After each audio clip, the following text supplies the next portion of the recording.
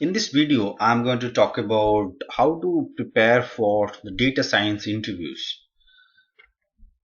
So the points that I'm going to discuss in this session are going to be on the types of interviews that you might come across, the preparation strategy, the books and blogs that you should be following for good preparation, CV preparation, how to prepare CVs, what are the frequently asked questions, the best practices in interviews, and what are the myths associated with data science interviews. So let's start with the types of interviews that we can actually categorize. So the types would depends on whether you are a fresher or an experienced candidate, what kind of role that you are applying to, and given that data science is used in all kinds of business, so that will also depend on the business concerned. Um, so if you're a fresher, that you will be asked questions on theories, and you wouldn't be having much of industry experience, unless of course you have done some internship. Then you can expect questions on your internship project. Otherwise, you will be asked mostly what you have studied in college or what you have learned on your own. So you'll be asked questions on probability statistics, machine learning theory, optimization techniques, programming languages that you have learned, basically R, SAS, MATLAB, Python, SQL, and if you have other general purpose programming language skills like Java, C Sharp, .NET, that is always an add-on. Then you'll also get questions on puzzles. So that's one good way of analyzing someone's logical or analytical skills. And then you also face questions from your academic projects, like many master's and bachelor's degree demands an academic research paper and end of the semester. So that's also going to be important if you have done that. Research paper that you have read, and your ability to read a research paper and interpret it, understand it, and then use it for problem solving. That's also one area that the employer is going to be interested in, because in data science uh, you will be facing a lot of challenges that you can actually solve by referring to the many of the resource papers. Okay. Internship, if you have done internship, you will also get questions on internship. If you're an experienced candidate, you will be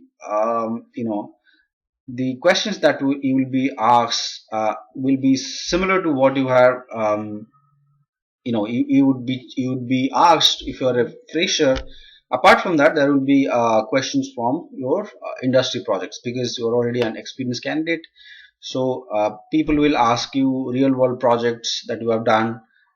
If you haven't done data science related projects, the projects that you have done in other domains will also matter. So question related to domain will also matter a lot. And then if you have done data science model building in industry, people will ask you how you did that and what impact it had on the business. So you should be able to communicate that properly. So that's basic difference between an interview between a fresh candidate and someone with experience. The second most important thing is the type of business that you are applying to. So if you're applying for financial service companies or banks, hedge funds, non-banking financial corporations, investment banks, and so on. So there, what matters is the knowledge of products. If you have good knowledge of financial products, you will have an edge over other candidates. Regulatory knowledge, banking products are always under heavy regulations from central banks, from international regulatory bodies. So that will matter a lot. And there will be a lot of questions on core statistics. I mean the statistical theory, if you are going to work in financial service. So there is there's a notion among people that data science is all about understanding the application of machine learning technique, right? You do not understand the theory very well. But if you're working in financial service companies, you have to be very good at theory, because financial service companies cannot implement something which they don't understand, and they have a very a lot of respect for simplicity of the models rather than over complicated models which nobody understands properly. So one has to be really good at understanding theory if you want to work in financial service companies. And statistics heavily used. The adoption of high-end machine learning models in financial service um, is is happening, but it is heavily dominated by statistical models than machine learning models. E-commerce and technology. So in contrast to financial service companies where theory is the utmost important thing, than the applied or rather theory is as important as the applied techniques or your skills in applying models. In e-commerce and technology companies, what is more important for you to know is to be able to build a model and implement it properly to solve the business problems. So you may not understand the model very well. You may not understand the mathematics behind it. If you have a high level understanding, that is also good enough. You can actually go ahead, build and implement a model. As long as it's working fine, nobody will care about your understanding of the theory of the theoretical understanding of your model building process. It will be heavily coding based, so you should be really good at writing programs and prototyping it, implementing it, and so on. In the other sector, it will be a mix of both these types of differences. So the reason I spoke about financial service and tech sector is because they are complete contrast, and it all depends on regulations. Whenever you have a lot of regulations, then it has to be very well documented, very well written, understood, and so on. And there you will find the importance of knowing the theory very well, because your model will be audited, your model will be validated by regulators, and they are going to keep a track on what model you are building. So you will be answerable for everything that you do in a financial service company. So one has to be really good in theory if you're keen on working in financial service company. For tech and other areas where your application skills will matter more than your the theory. Good to have theory though. It also depend on the role that you are going to apply for. So given that this industry is very new and they're not very well defined roles, there are a number of roles that you will be applying to, and in companies you may not have this role called data scientist all the times. You will have various types of there, because this has been there in many companies for a while now. It's been a couple of decades now. We have we have been using quantitative models to solve business problems.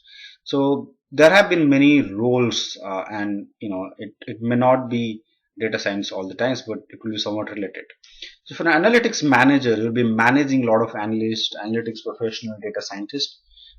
So you should be really good at understanding models and applications of models at a very high level, but your primary skills will be project management. So you should be a really good project manager, but understanding of these models are very good. So people who have really good project management experience but may not have deep or hands-on experience with analytics, if they understand analytics at a very high level, they understand what models are, and they understand the jargons used, they can always fit into a role in analytics as well. So they need not think that they do not have that hands-on experience or that that ground level experience. That is not very important. What is important is you should be able to understand it.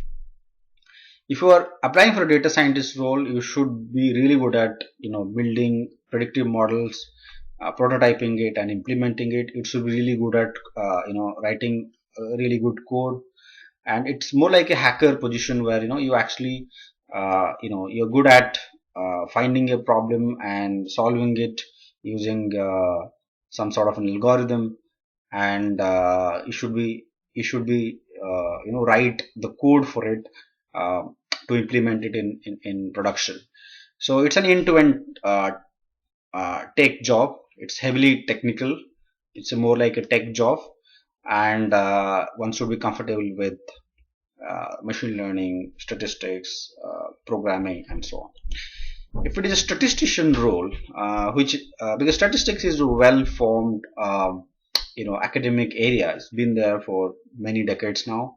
So you should be sound. You should have sound theoretical knowledge of statistics, like design of experiments, survey data research, econometric models, and so on. You may not be really good in coding. It's good to have really good coding skills. But if you are comfortable with using SAS or SPSS, then that's also fine, because your job will be to build statistical model, do statistical research, and there will be IT team. There will be a separate IT team who is going to implement it, or which is going to do all the IT related stuff. Once you have built the model. For a market researcher, then it's more of a research job, wherein you actually have proper understanding of marketing science and the models used in marketing science. You should know the cross-selling model, direct marketing model, and so on, loyalty model, and so on.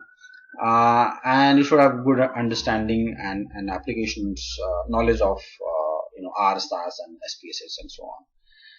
If you're a quantitative business analyst, and this is a role that you will find in financial service companies, where there are many business analysts working in banks who understand the machine learning or statistical model very well, but they haven't built a model ever. They're basically people who actually understand business very well, and they talk to the business, they get requirements from them, and then talk to the IT team and get it done by the IT team. So they're more like a mediator between business and the IT team. So they are the people who should understand things very well. So they should have sound understanding of model, IT, business, and if you're able to prototype it for your developer, that's always a highly desired skill. Analyst is more of a general skill or general role in many companies, whether it's financial service company or e-commerce and so on. So data analysts are normally people who actually collect data, and they provide insights from the data to the management. But you cannot provide this good insight if you don't have a good understanding of predictive models. You can obviously give insight from visualizing data, but doing forecasting, knowing marginal impact. Okay, so what is important is forecasting, marginal impact, marginal effect, and then so these are two important things that you cannot do just by looking at the historical data and by plotting by visualizing the data using plots and all. You cannot do that. So that is the limitation of a traditional data analyst, that it's limited, and that's why is less paid compared to a data scientist. So if you know how to do forecasting and how to come up with marginal effect, you would be you'll have a higher demand or higher pay compared to a traditional data analyst. Preparation. How do we prepare for jobs? How do we prepare for the interviews? Okay, so there are going to be questions from theory. There are going to be questions from applications of models, algorithms. So a few of the important things that you should always have handy knowledge is knowing about the probability theory, knowing about what random variables are, what are the operations in random variables, probability distributions, continuous, discrete distributions, different situations where you will apply probability distributions, Bayes theorem. Then you should have reasonably comfortable. You should be reasonably comfortable with statistics, like summary statistics, how do you interpret summary statistics, sampling theory, hypothesis testing, and so on. You should be able to interpret what p-values are, and so on. So these basic things should be really clear. Statistical model like linear regression, logit, probit model. So these are models like logistic regression, probit regression, time series model like ARIMA, ARCH model, GARCH model, vector autoregression model, error correction model. So these are models used for univariate and multivariate time series forecasting. Panel data model, which combines time series and regression based models. So that's also one way of doing forecasting. Non-parametric models, that doesn't fit any probability distribution or give any probability distribution of data. So that is also another type of model that you should really be comfortable with. Optimization techniques are also important, because many times you will optimize your variables, whether it's let's say in banks, the banks is working on interest rate models, so interest rate coming with its bank is trying to come up with the optimal interest rate on APR rate rather. There you would be using a lot of optimizations, right? So optimal revenue, optimal loss, and so on. So optimizations are very important. Okay? Perhaps we talk less about optimization, data science, model building, but it's extremely important at one point of time. So machine learning is a de facto. It's very important. Logistic regression, decision tree, boosting, bagging, random forest. Name any algorithm, Bayesian algorithm, SVM, neural network, deep learning network, deep neural network. You name any algorithm. The more you're comfortable with machine learning, the better probability you have, getting higher. The facts, the frequently asked questions. Of course, there are a list of questions you can find on many blogs. I'm going to provide you some of the names of the blogs where you can find frequently asked questions. But some of the very frequently asked questions are going to be, model building steps, and how to implement models in productions. So that's going to be one of most very frequently asked question in data science interviews. How do you avoid overfitting problems? Describe a model that you have built. So people will be interested to know a model that you have built from scratch, and you have also implemented that in production. And how is the performance of the model? How do you judge the performance of the model, and so on? So you have to give an end-to-end explanation of coming up with a business problem, solving it using a model, and tracking the performance of the model in production. So everything you need to give in detail. Handling large data sets, that's one key challenge in any data science problem. That's also one likely questions. Performance issue and challenges that you have faced within programming or handling data, that's going to be asked. Model selection, because there's several algorithms, right? Whether it's a regression problem or it's a classification problem, you have a lot of options to choose from, right? So how do you select the best algorithm, right? How do you know where to use random forest and what to use SVM, or what to use decision tree? How do you come to know that? So you'll be asked questions from that. You'll be asked questions on overfitting, regularization, how do you overcome assumption, overcome problems, and how do you ensure that the model assumptions are made? How do you validate your model? Questions will be primarily on these areas, and that itself will take more than 40 minutes or 1 hour to understand your competency on building model and implementing them. So you can expect such questions, and of course there are many more questions that you can expect. I'm going to provide you some sources where you can find more questions. Solving case study. So this is one thing that people, those who are basically freshers, the fresh out of college, they actually get case studies to solve. For experienced candidate, of course, you would have already worked on business problems, so people will be interested to know the problem that you have already worked in previous organization. So but if you're a fresher, they will be giving you a case study to solve, and they will see your analytical skills or your business problem solving skills through this case study. So there's some best practices. So if the case study is on finance and you are not somebody who have a lot of knowledge on finance, you don't know much about finance, always good to learn a bit of finance before going ahead with solving it, because you get a lot of clue, a lot of good tips in solving the problem if you know a bit of finance. So always do a bit of research on the business area very well. If it is e-commerce, if it is it can be anything, right? Like selling a car and selling clothes are totally different, right? So you have to do research on how to sell cars online and how to sell clothes online, so that, and sell groceries online. So what the consumer how the consumer behave differently in different areas. So a bit of research is always good, and there are many sources on the web to find details about these areas. And then define the problem statement. Many times the problem statement itself will not be very clear to you. So always ask questions to the company that has given you the case, the business cases to solve. Always ask questions. Always ask the assumption. Give your own assumption and say whether can I assume these things in this problem. So ask more questions. Get the requirement very clear before you even start solving it. So always define the problem very well, and always see how your solution is going to impact the business. That's more important. So the company is already interested in knowing the revenue impact, okay, because of your work, okay.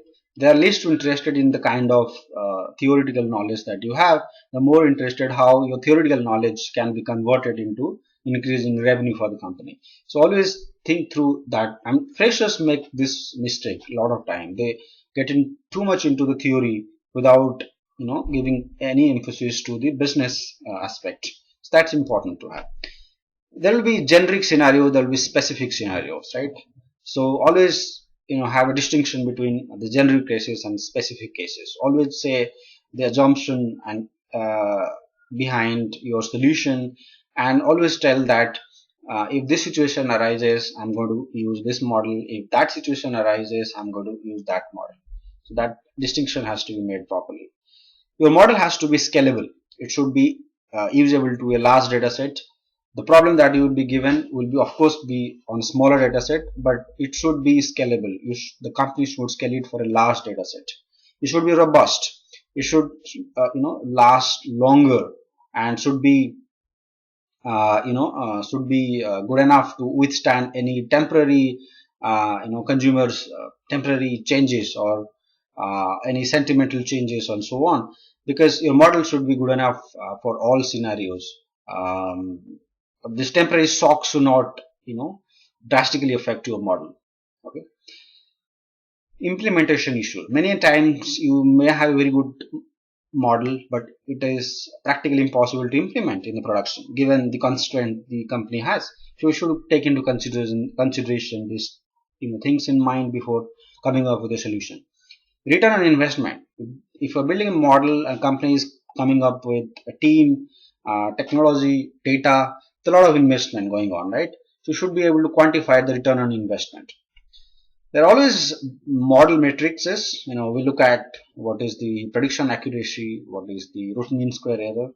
But that's going to be, that's going to matter very least to the business. Business has its different matrices, right? Revenues, loss, and so on. They have different metrics. So keep that in mind. Always compare how your model metrics is related to the business metrics. Okay. If you can compare that, and you actually can sell your model very well if you have that knowledge of comparing or quantifying your model statistics in terms of the business metrics, right? If you say that okay, by implementing this model your revenue is going to go up by 2.5%, that will be very impressive to the client. So that's important. Okay, what are the books and blogs and YouTube channels that you can follow? You can read this very good book, Elements of Statistical Learning, which is very simple. There are of course many other books. You can subscribe to many of these books. You can purchase many books from Amazon. The good notes on MIT, Coursera. You can refer to Coursera. There are plenty of notes. University of California, Los Angeles. They have very good applications of statistical models. Good to go through their websites. There are many MOOCs out there on Coursera, EDX, and many more. Linda. So you can always refer to these courses and take notes. That's important, so that you can revise later on. Datacamp is another very good source. Among the blogs, you have Analytics Vidya, KD Nuggets, and Data Science Centrals.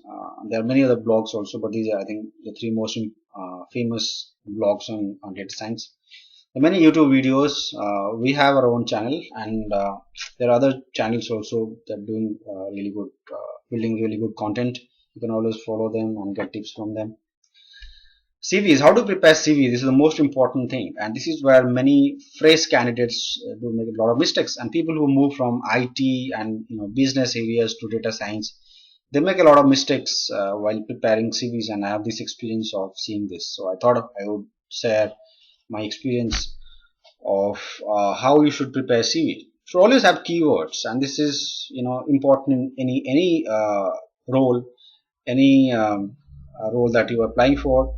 Most importantly, for any technical role, data science is more of a technical role, so you should have a lot of keywords on your resume. So you should write about all the algorithms that you know, all the models, the coding languages that you know, and highlight your these keywords. So that's important. Projects. It's always important to have a real world problems. If you know, I know logistic regression, I know decision tree, I know the 20 algorithms. People may not be very interested because understanding these 20 algorithms and being a master of these 20 algorithms is no mean task. It takes years to be a master of 20 algorithms.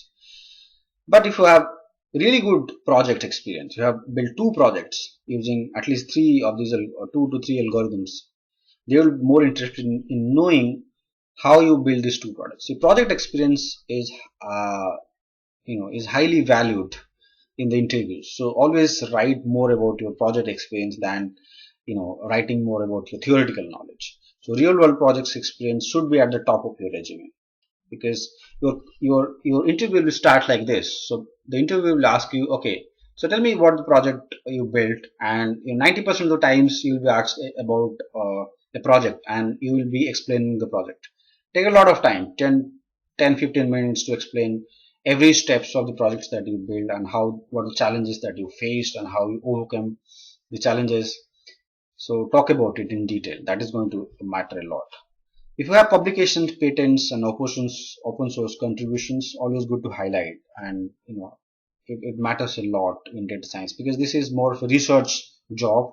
So if you have publication experience, patent, you have patent on to your name, you have open source contributions, always good, because these are highly creative work that people will recognize a lot. Certifications matters in all jobs. It matters here as well. If you have course completion certificates from MOOC, or you have written in a blog, or you have done any professional certifications, if you have done certified analytical professional CAP course from the Operation Research Society of United States, and there are many data science certification, I'm sure nowadays. You should highlight them. You have any domain certifications. If you are working in finance, you have done CFA, you have done risk certification like FRM, you should also highlight on your resume. That matters a lot. If you have experience in academic research, you have presented papers in seminars, you have you have own a machine learning challenge, you have performed well on Kaggle or any of these platforms where there are machine learning competitions, you have performed well on top coder, coding competition, you have won coding competition. Always good to highlight because these things will matter a lot. Some of the best practices that you should follow. So always brush up your fundamentals, because if you're not very well versed with a highly complicated algorithm, that's fine. You can say, I don't know much, I'm willing to learn. But if you're not okay with the fundamentals like probability, like basic statistics, then people will have a question mark.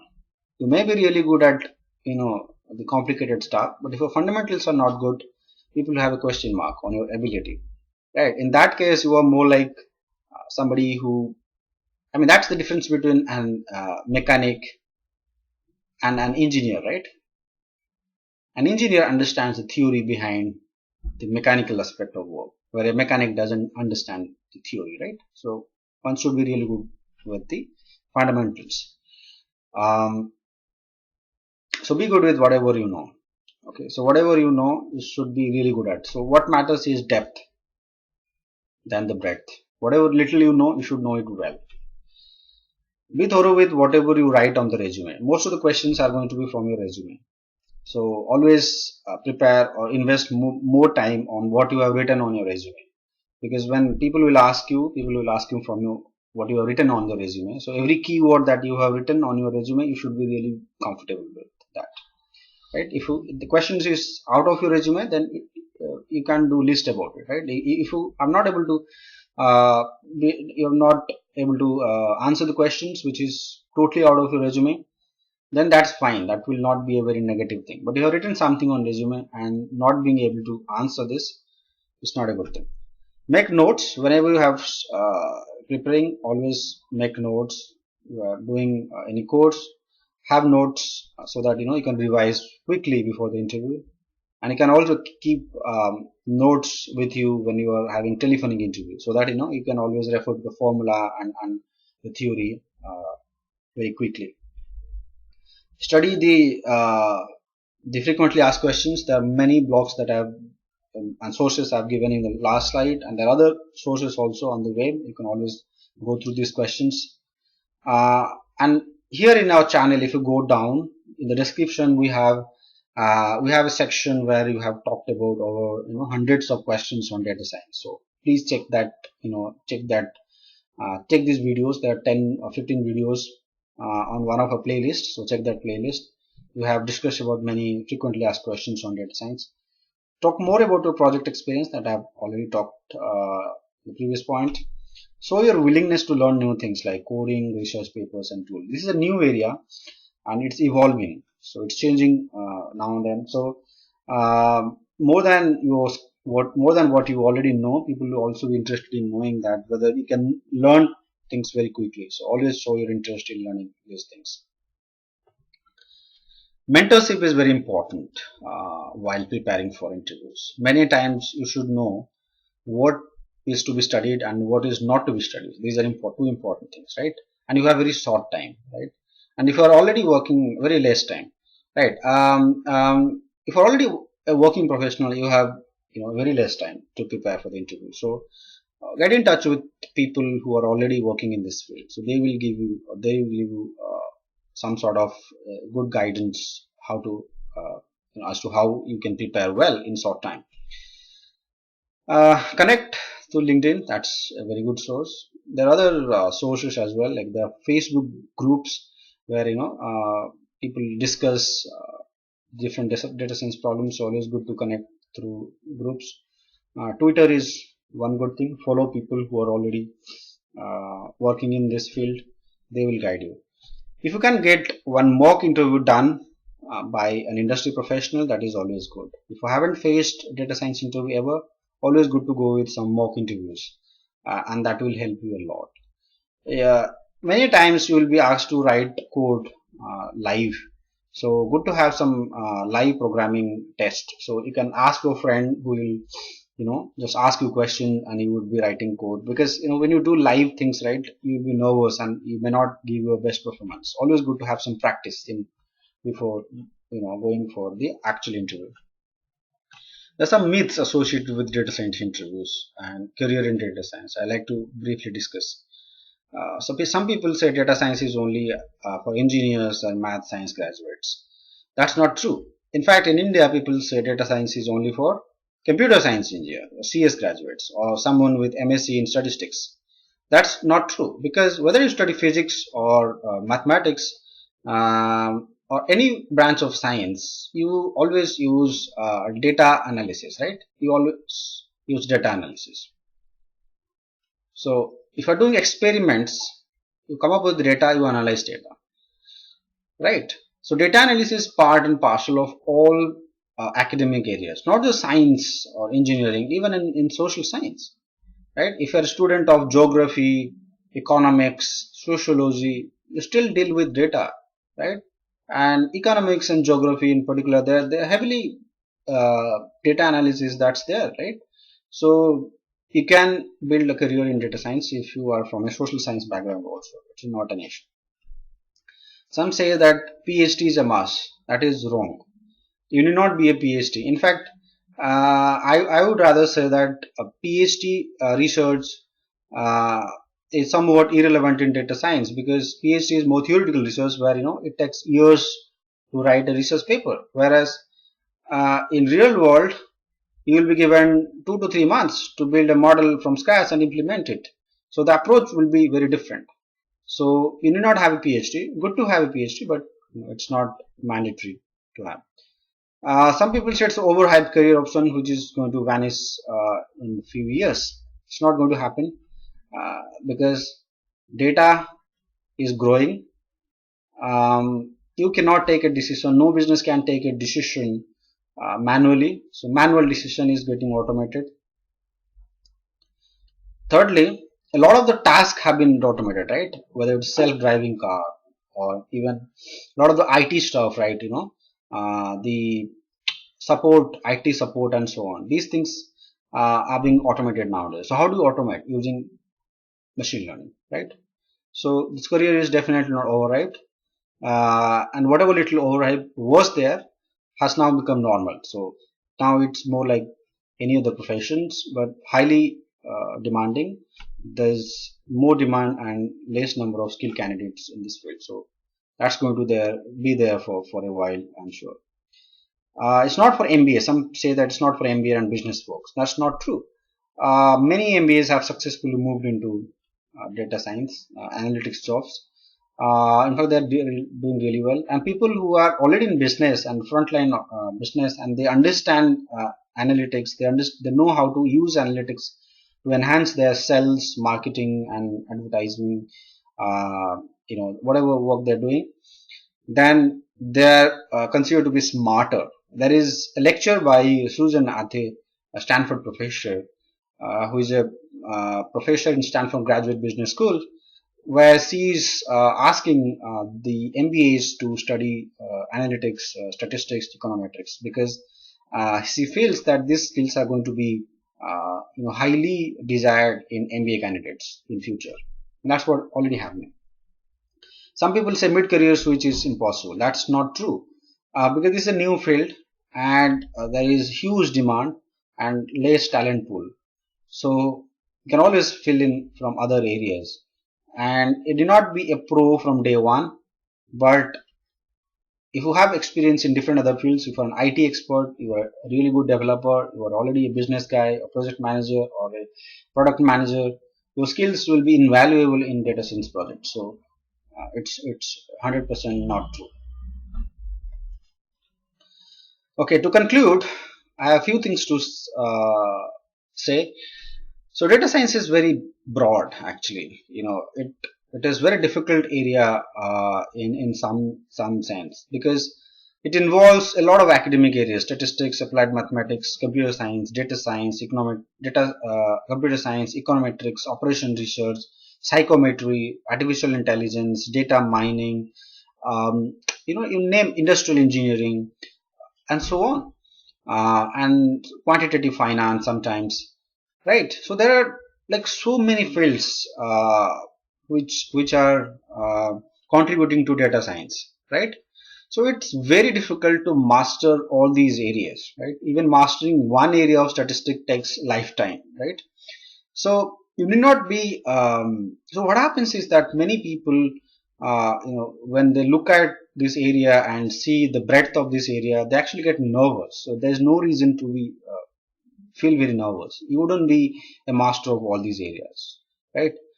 So always build on your strength, and do not feel bad about the fact that you do not know some other areas, right? If you are very comfortable with let's say 3 types of regression, and you are really good coder, right?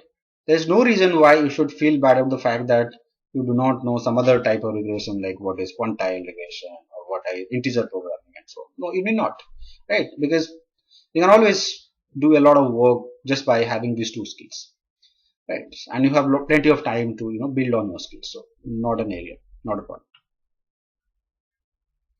It's always good to specialize in one area. As a fresher, it is not important, but as we go on, as we have more experience, it's always good to specialize in one area and then become a super specialized guy in one area. That's one good thing. The field is old, but but there had never before we have seen this rapid expansion or so much of demand. Primarily is because of internet data that was not available to us, even 15 years ago. So much of data is available now with smartphones and other things in place. So the expansion that is happening in this area is more than probably any other expansions. Like we have seen rapid expansion of IT skills in 90s, right? Late 80s and 90s. That's exactly what is happening. It's one of the finest times for statisticians, computer scientists, and people who are keen on using data algorithms in solving business problems. So it's one of the finest time. And the good thing is that there are not many veterans in this field, because it's a very new field.